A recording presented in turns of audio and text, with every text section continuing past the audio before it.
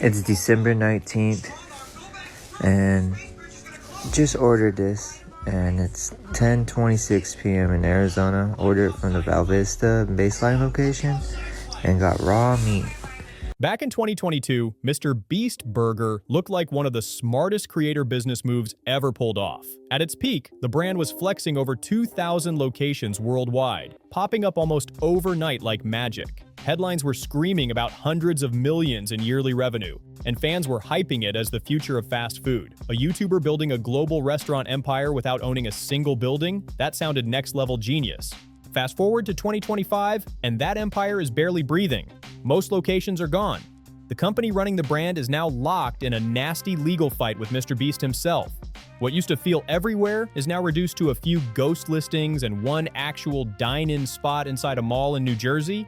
What was once sold as a revolutionary food model now feels more like a warning sign that fell apart almost as fast as it blew up. And here's the wild part. This collapse didn't come from one huge scandal. No single explosion. It happened slow, then quiet, and then suddenly, all at once. To understand how MrBeast Burger went from viral gold to a zombie brand, you have to rewind back to its launch in December 2020. The world was locked down. Restaurants were struggling. Small businesses were closing left and right. Delivery apps were booming, and people were desperate for anything fresh or exciting. Then MrBeast drops a video where he opens a restaurant that literally pays people to eat there. He's giving away burgers, cash, electronics, even cars. It's chaotic, generous, and perfectly aligned with his online persona. At the same time, he announces MrBeast Burger. Hundreds of locations go live instantly, not one city, not one state, across the entire country. Soon that number jumps into the thousands, spreading across multiple countries. And that's when people started asking the obvious question: how does someone open that many restaurants overnight? The answer was ghost kitchens. Instead of building physical restaurants, MrBeast partnered with a company that specialized in virtual food brands. Investigated secret ghost kitchens, starting off with Beast Burger, which according to Google Maps runs ghost kitchens out of gas stations, Thai restaurants, and even Mexican restaurants. And it turns out this was semi-true, as they were slinging Beast Burgers out of all these places, even inside of the Friendlies. After this, I had Tender Shack, which is a popular Uber Eats chicken spot, and it turns out they were just making these out of an Outback Steakhouse. Even crazier is that it was the same exact chicken as they were using in their kids' meal. Pardon My Cheesesteak was up next, which is a virtual kitchen owned by Barstool employees, and I saw that it was served out of IHOP, and I thought it would at least be a separate cheesesteak from IHOP's cheesesteak, but turns out to be the same exact thing. The conspiracy ran even deeper though, because It's Just Wings, a popular DoorDash restaurant, is just Chili's wings repackaged, and Conviction Chicken, a popular Uber Eats restaurant, is just Friday's wings repackaged. Even Chuck E. Cheese has a restaurant called Pasquale's Pizza that runs out of there, and spoiler alert, it's the same exact pizza as Chuck E. Cheese's. And the weirdest part of all of this is that none of the workers that I confronted seemed to have any clue that this was happening right under their noses in their very own restaurants' kitchens. Very strange. The setup was simple.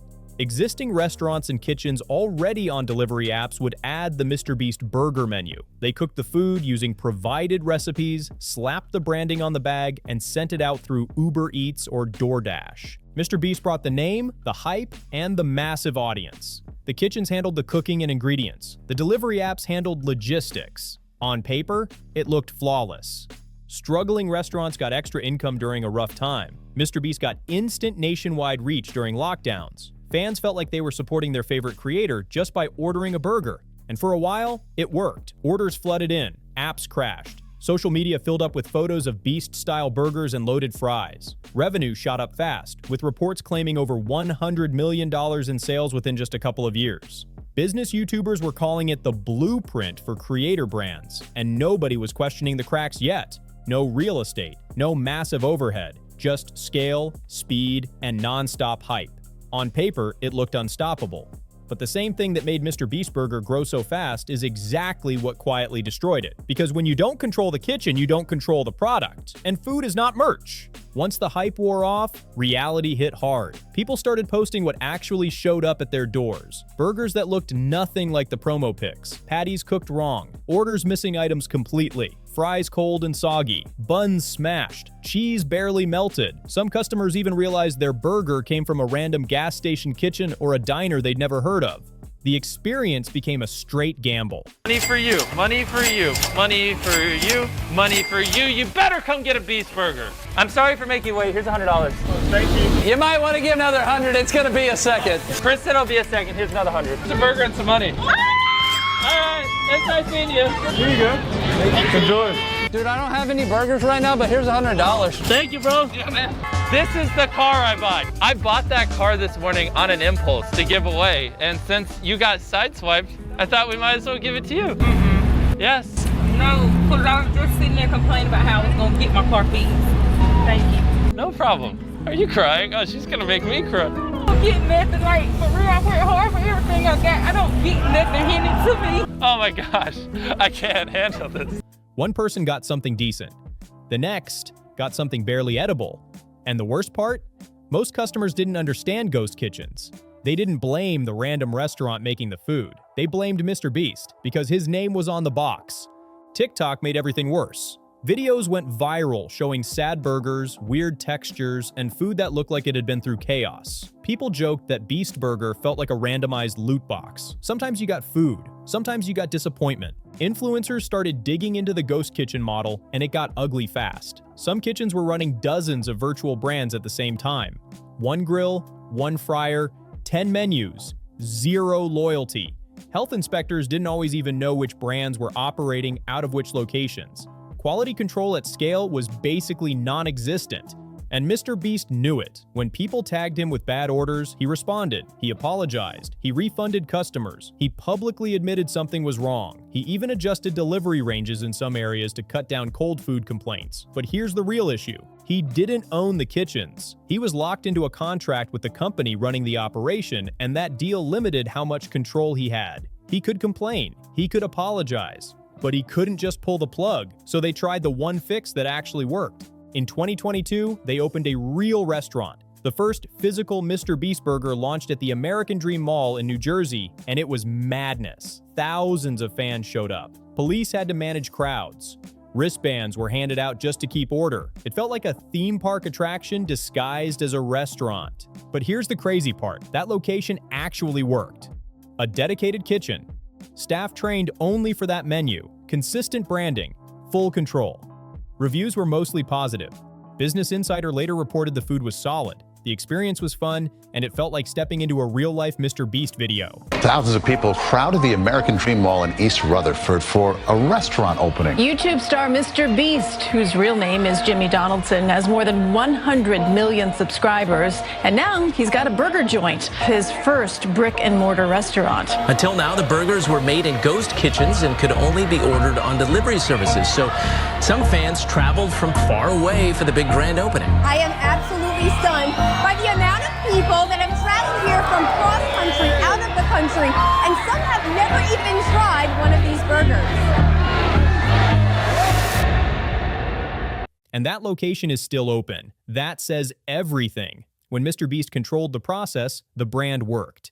When it was scattered across hundreds of anonymous kitchens, it didn't. By mid-2023, things started unraveling in public. Fans noticed MrBeast quietly deleted the original launch video. Someone asked if Beast Burger was over, and he replied that he was moving on to other projects, including Feastables. He admitted the ghost kitchen model made it impossible to guarantee quality and even hinted he'd signed a bad deal.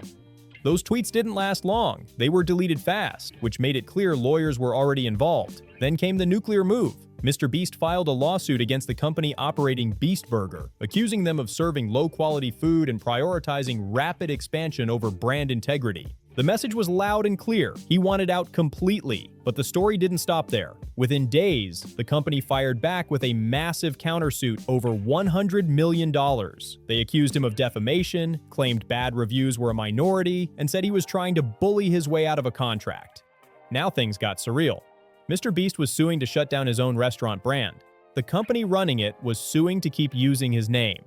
Fans were still ordering burgers, thinking it was a wholesome creator project, while behind the scenes it was all lawyers and contracts.